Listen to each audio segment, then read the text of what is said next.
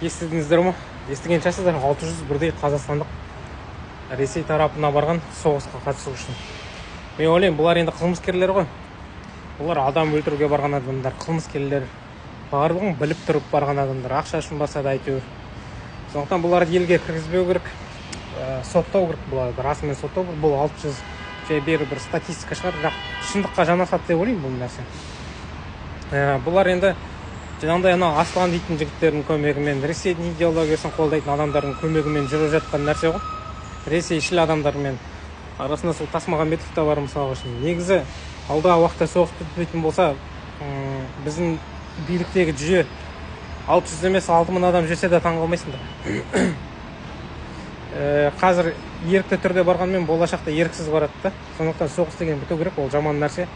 Ал бұндай қылмыскерлер елге кіргізбеу керек, өйткені олар психологиялық ауру адамдар. Адам өлтіруге барған адамдар. Ол есі дұрыс адам бара ма? Менің айтарым осы, қатаң жазалау керек, елге немесе елге кіргізіп жатса соттау керек. Міне, бар болған осы.